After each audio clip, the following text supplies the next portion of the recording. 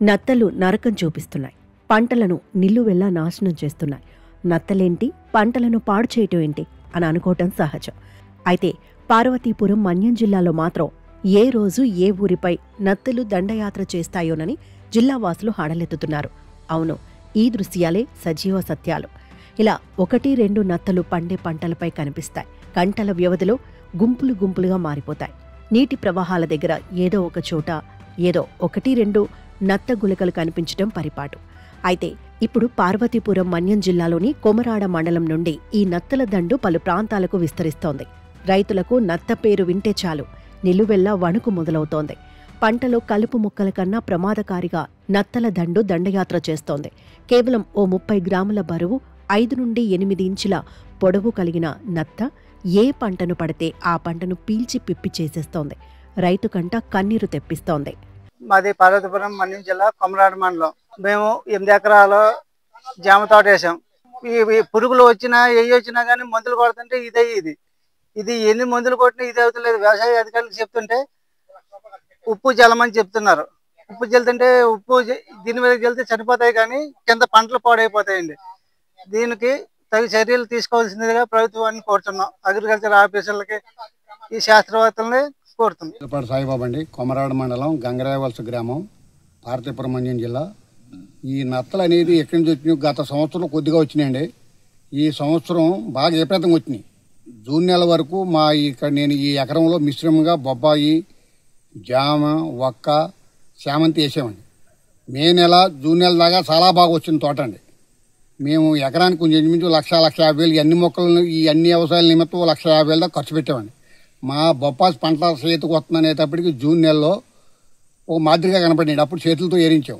కొంతమంది అప్పుడు శాస్త్రవేత్తలని, వ్యవసాయ అధికారులని, మన హార్టికల్చర్ ఆఫీసర్ని, కేవీకే శాస్త్రవేత్తలను అడిగితే దీనికి నిర్మూలన ఏంటంటే ఒకటి ఏరతం, ఒకటి దీన్ని కాపరాసైక్లైన్ ఒక మందు ఉంది, ఆ మందు స్ప్రేయింగ్ చేసినా కంట్రోల్లోకి వస్తుందని చెప్పారండి.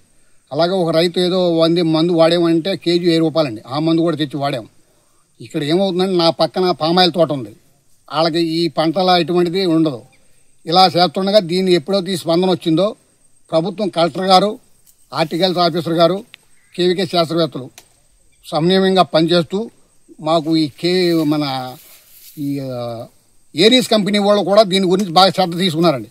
వాళ్ళ ద్వారా ఒక మందు తీసుకుని వచ్చి మాకు 2 రోజులు డెమో కింద మా ఎకరానికి మొత్తం వాళ్ళే దీనికి ఎంత మందు పడుతుందో అంతే వాళ్ళే కలెక్టర్ గారి ఆధ్వర్యంలోను ఏరీస్ కంపెనీ ఆధ్వర్యంలో మొత్తం మాకు సస్యరక్షణ చర్యలు, దీని నివారణ మార్గం కనుగొన్నారు. ఏ రైతులు ఇది గురించి భయపడవలసిన లేదంటే మాకు ఎలా వచ్చేసింది.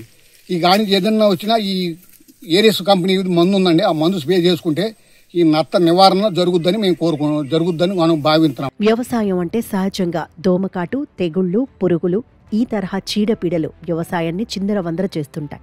తగిన రసాయనాలు, పిచికారీలు వంటి చిట్కాలతో రైతులు తమ పంటను కనుపాపలా కాపాడుకుంటారు. అయితే ఇప్పుడు నత్తల రూపంలో వచ్చిన నష్టాన్ని నివారించుకుని ముందుకు వెళ్లడానికి తమకు మార్గం కనిపించటం లేదని రైతులు వాపోతున్నారు. ఇన్ని నత్తలు ఎలా పుట్టుకొస్తున్నాయనే ప్రశ్నలు శాస్త్రవేత్తలకు సైతం చిక్కుముడిగా మారుతున్నాయని బాధిత రైతులు చెబుతున్నారు. మన్యం జిల్లాలో పోక చెక్కలు అక్కడక్కడ సాగు చేసేవారున్నారు. వీరు సుమారు 3 ఏళ్ల క్రితం కేరళ నుండి తీసుకొచ్చే పోక చెక్కల మొక్కల నుండి నత్త లార్వా వచ్చి ఉండవచ్చని ఉద్యానవన శాఖ అధికారులు భావిస్తున్నారు. జూలై నుండి ఫిబ్రవరి వరకు ఇవి తమ సంతానోత్పత్తి జరుపుకుంటాయి. ఒక నత్త తన 4-5 ఏళ్ల జీవిత కాలంలో వేల కొలది పిల్లలు పెడుతుందని పరిశోధకులు చెబుతున్నారు. నివారణ చర్యలపై రైతులకు అవగాహన కల్పిస్తున్నారు.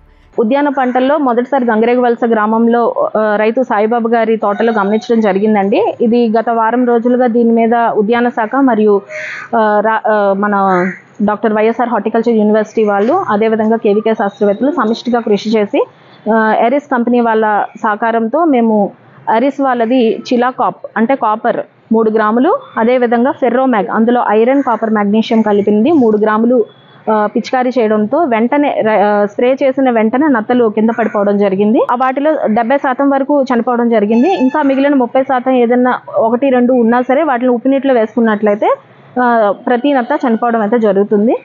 ఇది స్ప్రెడ్ అవ్వకుండా ప్రతి రైతు కూడా చివరి నత్త చనిపోయే వరకు ఖచ్చితంగా ఈ విధంగా మనం చేసుకుంటేనే దీనికి పరిష్కారం దొరుకుతుందండి. ఒక నత్తను వదిలేసినా సరే మనం 1000 నుంచి 2000 పిల్లలను నెక్స్ట్ సంవత్సరానికి వదిలినట్టు అవుతుంది. అందుకనే రైతులందరూ సమిష్టిగా దీనిని గుర్తించి ఈ పిచికారీ మందులు స్ప్రే చేసుకోవడంతో పాటు కనిపించిన నత్తను చేత్తో ఏరివేసి ఖచ్చితంగా ఉప్పు ద్రావణంలో వేసుకున్నట్లయితే మనకి ఇంత ఉద్రిక్తత అయితే పెరగకుండా ఆపుకోవచ్చు. నత్తల నివారణకు అధికారులు చెప్పిన సులువైన మార్గాలు అనుసరిస్తున్నప్పటికీ మేలైన ఫలితాలు కనిపించడం లేదని రైతులు వాపోతున్నారు. మరిన్ని ప్రాంతాలకు వీటి విస్తరణ జరగకుండా అడ్డుకట్ట వేయవలసిన అవసరం ఎంతైనా ఉందని ఈ ప్రాంత ప్రజలు చెబుతున్నారు. అతివృష్టికి అనావృష్టికి రైతులే తొలి బాధితులుగా మారుతున్న తరుణంలో ఇక్కడ కొత్త సమస్యలు తలకొరివిగా తయారవుతున్నాయి. నత్తల రూపంలో తమకు దరిద్రం దాపురించిందని మన్యసీమలోని గ్రామాలు తలలు పట్టుకుంటున్నాయి. ఆధునిక పద్ధతులలో ఈ నత్తలను నాశనం చేయకపోతే రాబోయే సంవత్సరం తాము పెను సవాల్ ఎదుర్కొంటామనేటటువంటి సంకేతాలు ఇక్కడ స్పష్టంగా కనిపిస్తున్నాయి. ప్రభుత్వం స్పందించి సంబంధిత శాఖలను సమాయత్తం చేసి తమను ఆదుకోవాలని బాధిత రైతు కుటుంబాలు వేడుకుంటున్నాయి. Kurupam reporter Prasad, video journalist సుధీర్తో కలిసి శ్రీనివాస్, ABN న్యూస్, పార్వతీపురం, మన్యం జిల్లా.